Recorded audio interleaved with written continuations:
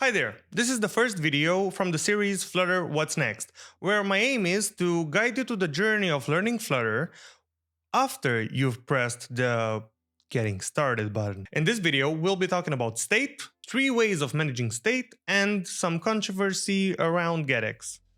If you're not a complete Flutter beginner, you can skip this part until you don't see this red circle anymore. So like I said, if you're new to Flutter, you should go out and check flutter.dev's Getting Started page, where you will learn how to work with widgets, netter requests, layouts, and everything else you need to know so you won't be confused what we are talking about in this video. Once you know all this, you can mix up some widgets together in a layout to make some more complex UI. But the big question is, what's next? Well, like in everything, do some projects, try to replicate some apps you like, and this is it, right? Well, that's only part of the story. You might have enough knowledge to get some UIs up and running, to show your friends, or maybe even get an internship. But we're going deeper than that. Well, we need a bit more knowledge than this in order to build entire applications by our own. First of all, an introduction about what state management is, and you know the drill. State management is the thing that helps you have some data stored in a screen, a tab, or the entire application. State is everything you have in an application, from someone's username and email to the position you are scrolled in a list.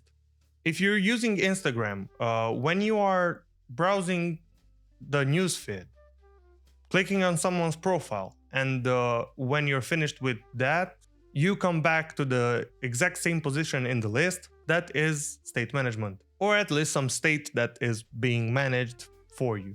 State management helps you have an application that is reactive to changes in the data and have it reflected in the UI.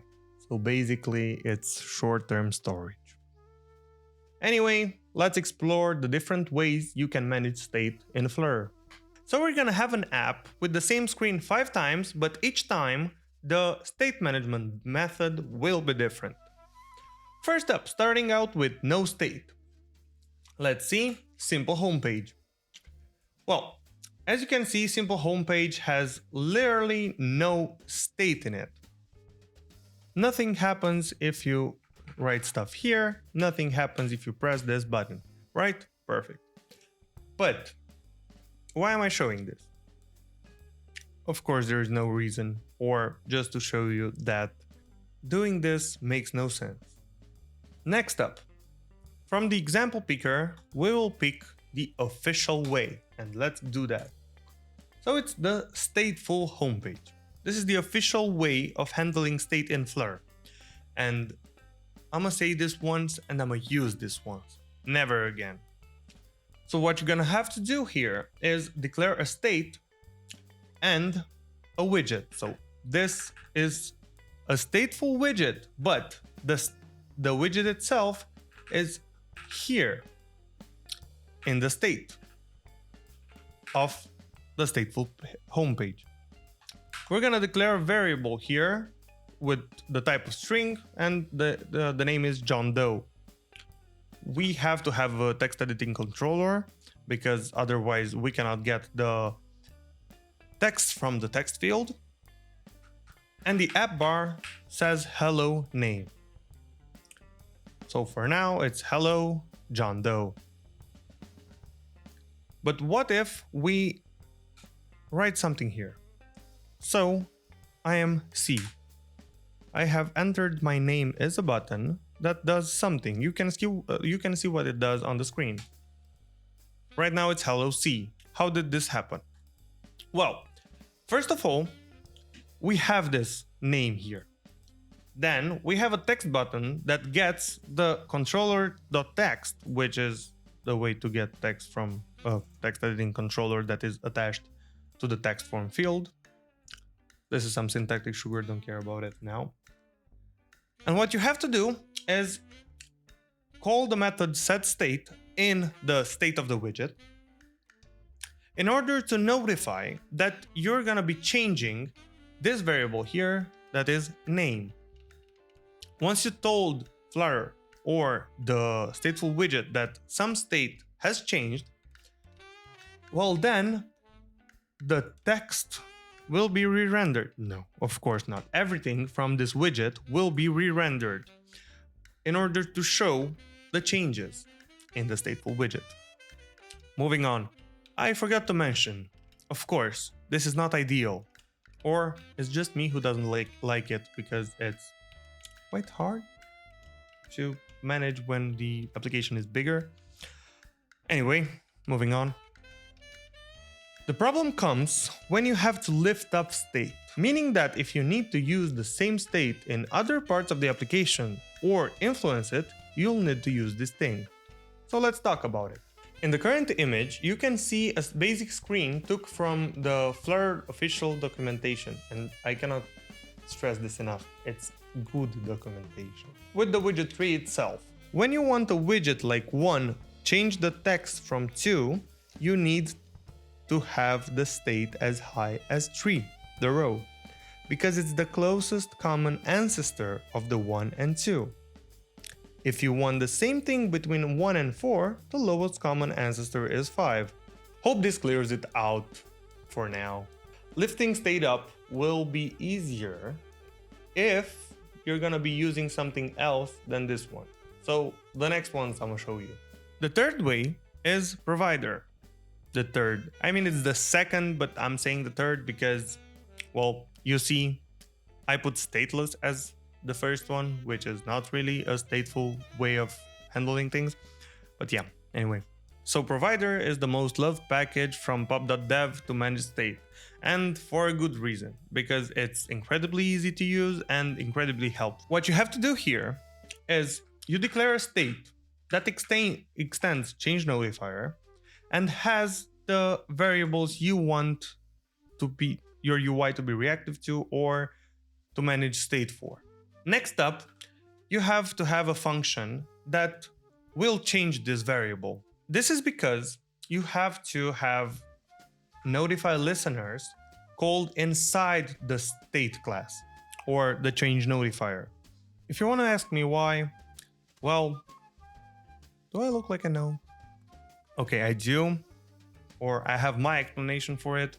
It's because you don't want to force re-rendering inside other parts of the application. You just don't want to call it from outside. Okay, so this function set name is of the type void if you're a C developer, and you set the content of the string, and then you say notify listener.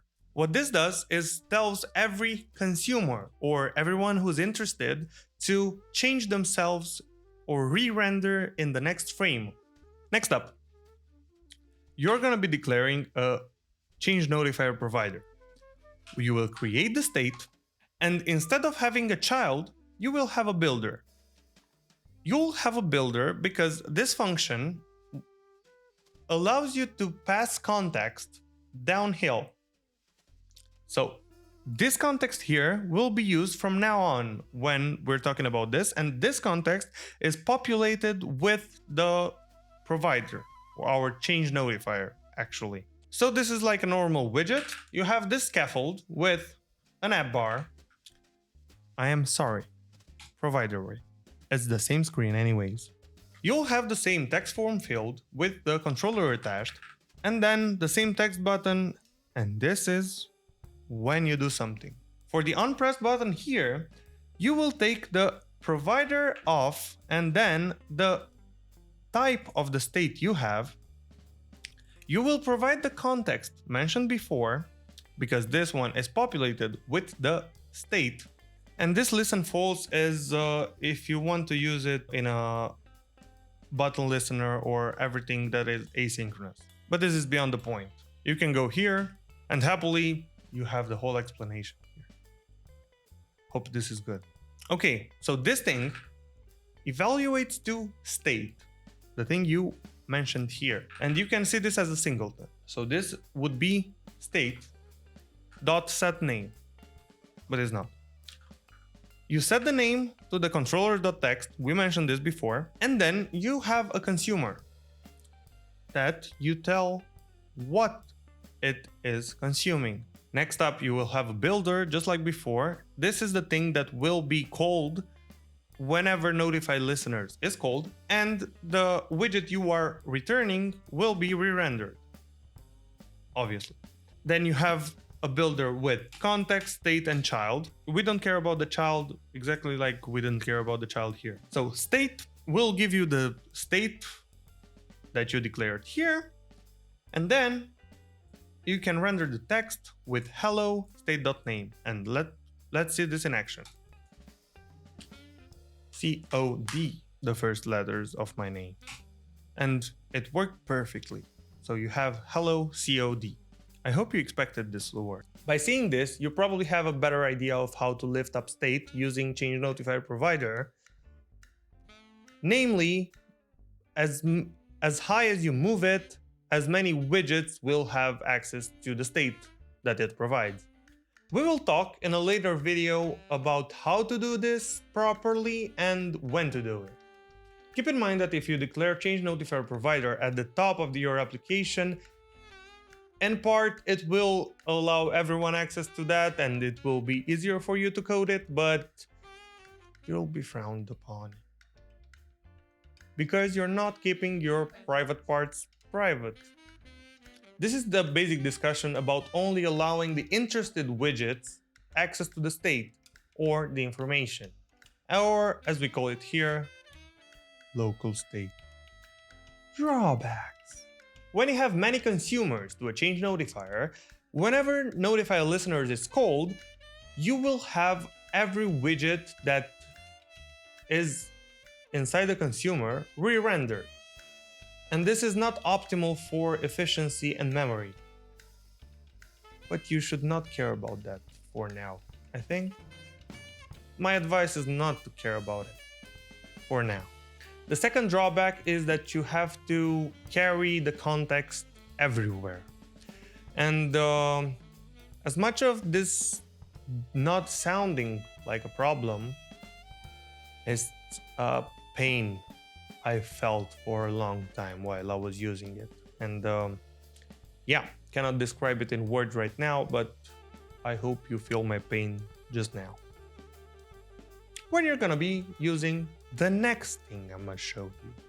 Also, it's good to know how provider works because you will be needing to understand this in order to understand how the next ones are working or function underneath the surface. GetX. GetX is not so much of a library as it is a framework that helps you do lots of things that Flutter gives you headaches about easier. And the performance is better or worse, we don't know that yet. We'll talk about this later. This library or framework is unopinionated, meaning you don't have to follow a certain rule set to use it, but it's better if you have one. Now we're gonna be looking at the GetX way. So let's get started. So in GetX, you don't have to declare a whole class just to keep the state, and you don't have to say notify listeners for anything. In GetX, everything is cleaner. In the stateless widget, you declare your Rx variable, that is name, and is of the type Rx string, and this is the normal string. Quick mention, Rx string is actually Rx of string, and Rx means reactive. It's using streams under the hood, and you can use the streams. I can show you real quick. Name.value is okay. This is how you get the value, but you can type name.stream and you have the stream of the name. And you can do whatever you want with that stream. Anyway, back to our cows. So you have a string and the extension .obs makes it an Rx string. And let's use the short-term hand for Rx string. We can look into this .obs by pressing Command B or middle clicking on it, whatever. So it's a string extension on string, and Rx string gives an Rx string of this being the string itself. So in our case, this empty string is this, and Rx string of this returns an Rx string of the empty string. Every primitive type has an Rx counterpart, and if you want to do anything but use primitive types with this, you can simply say Rx of state, and it works just like a primitive would. We're gonna be talking about that in live coding videos maybe. So what I was saying, you have this name variable that is of Rx string type, and it's a string observable.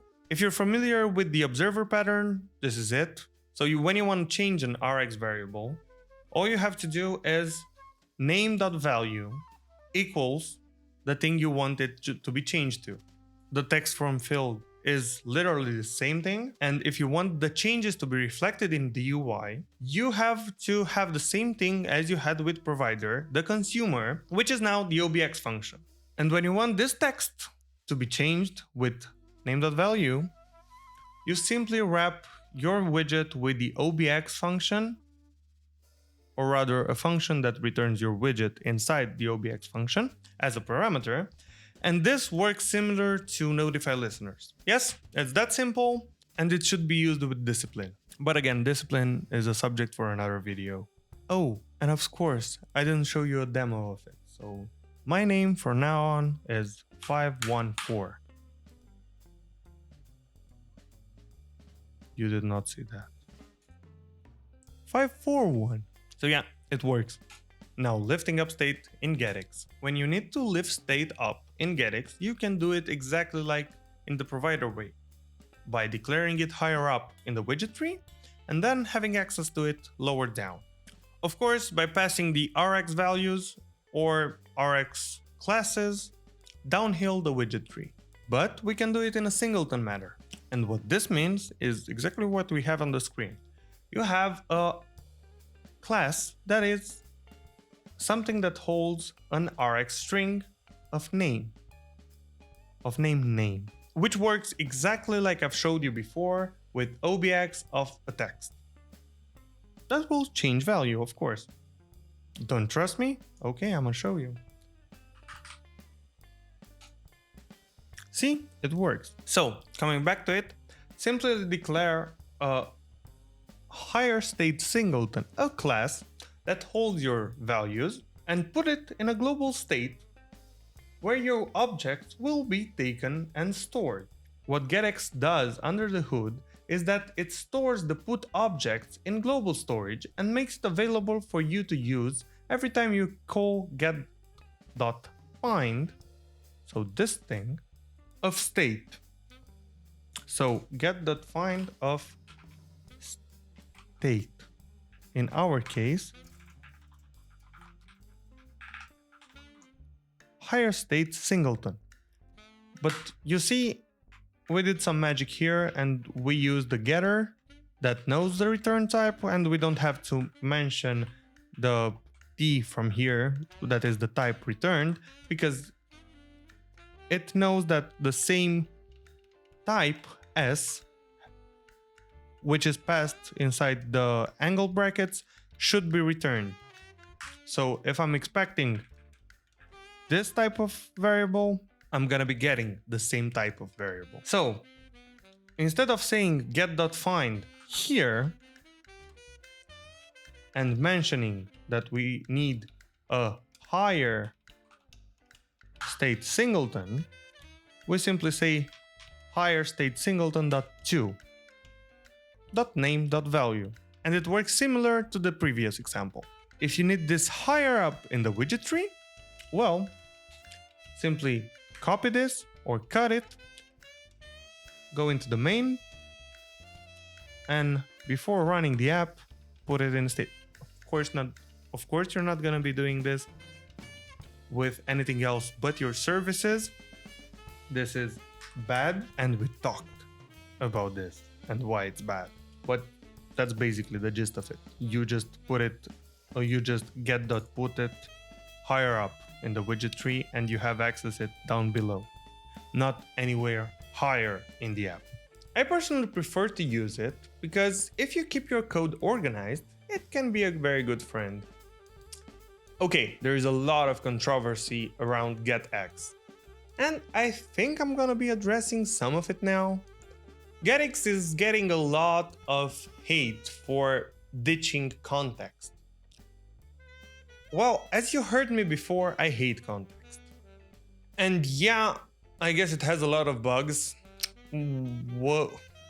I encountered some that were about screen lifecycle or page lifecycle, as they like to call it in some different ways of organizing your code. They have two main ways of organizing your code using GetX, and they are okay. But yeah, lots of lifecycle problems. At least this is my experience with it.